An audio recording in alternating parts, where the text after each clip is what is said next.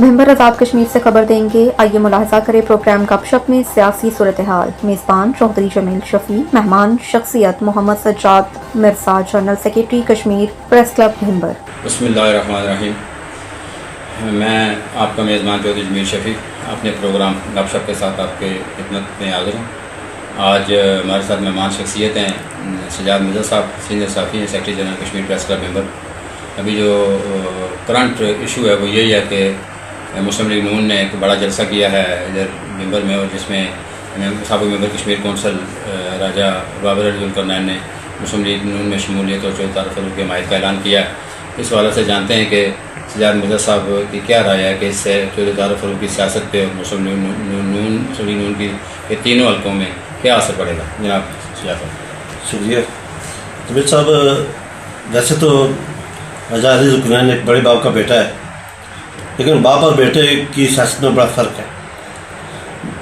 राजा साहब के बेटे ने जब से अमली सियासत में कदम रखा है, वो हमेशा उनके कारकुन का गिला शिकवा यही रहा है कि वो 5 साल बाद मिलते हैं। वो 5 साल बाद अपने कारकुनों से, अपनी बरादरी से यही कहते हैं कि आज के बाद मैंने जो है ना वो फैसला कर लिया है, मैंने अपने मेंबर में घर बना लिया, डेरा बना लिया, मैं वहाँ पे बैठा करूँगा। और आज यही वजह है कि इतने बड़े बाप के बेटा होने के बावजूद जिस तरह का ब्रेक थ्रू उनको करना चाहिए था नून लीग में शमूलियत का, वो नहीं कर सके। मेरी जो मालूमात है कि वो कसकुमा से, जातना से 100 गाड़ियों का काफ़िला लेके आए हैं, और 100 गाड़ियों के काफ़िले में भी किसी गाड़ी में 2 बंदे बैठे हुए, किसी पे 3 बैठे हुए हैं।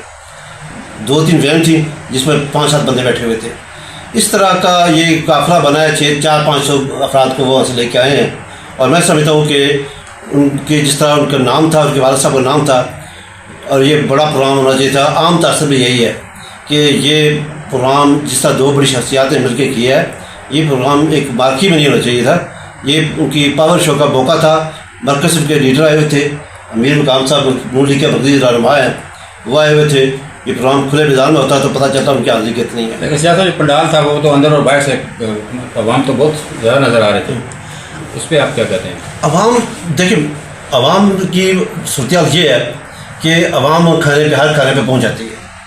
वहाँ पे जो पोजीशन बनी है, मेरी जो मालूमात हैं कि खाना बच गया है। खाना उन्होंने बंदोबस्त अपनी तरफ से ज़्यादा किया हुआ था और लोग कम आए।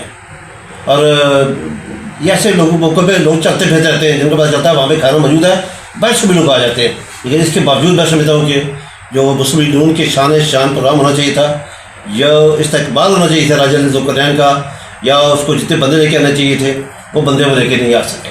बड़ा प्रोग्राम जो है ना उस बाकी का वजह से कामयाब रहा है। इससे पहले चौधरी तारफ़ फ़ारूक़ साहब पिछले इलेक्शन हारने के बाद उन्होंने पूरे 5 साल हल्का को दिए।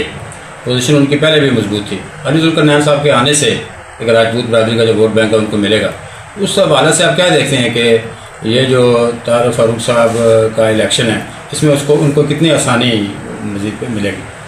मैं तारफ़ साहब की पोजीशन बेहतर थी, बेहतर भी है, लेकिन जिस तरह का मुकाबला जो है ना, वो चौधरी साहब की बात मैं नहीं कर रहा, मैं बात कर रहा हूँ पीटीआई की और जमात इस्लामी की। जिस तरह जमात इस्लामी और पीटीआई ने अपनी कैंपेन लेके चल रही है, तो मुझे तो ये लगता है कि अगर ये कैंपेन आखिर वक्त तक इसी रिदम में चलती रही तो तारक साहब को ज़रूरी नहीं कि वो अच्छे तरीके से इलेक्शन जीते हैं। 19-20 पे मुकाबला जा सकता है, और ये मुकाबला ज़रूरी नहीं कि अनवार साहब और तारक साहब के दरमियान हो।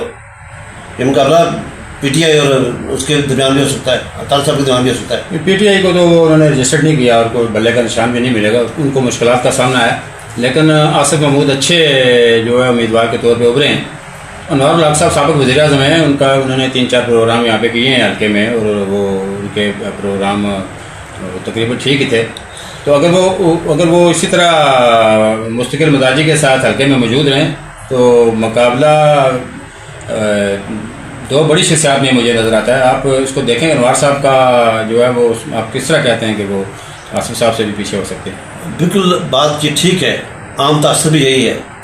और लेकिन जिस तरह से अनवार साहब की कैंपेन चल रही है, उनकी जो सोशल मीडिया टीम है, वो पता चलता है 2-3 अफराद के अलावा वो शिकस्त कबूल कर चुके, वरना उनका भी एक बल्कि असर है। पुराने सियासतदान हैं, उनके वालिद साहब भी बड़े सियासतदान रहे हैं, उन्होंने काम भी किए हैं, कुछ प्रोग्राम भी यहाँ पर लेके आए हैं, लेकिन उनकी टीम जो कैश करने में फ़िलहाल नाकाम है। آگے چل کے اگر ان کی وہ مہم کا مومنٹم بنا لیتے ہیں تو پھر لامحالہ مقابلہ نہیں کے درمیان ہوگا.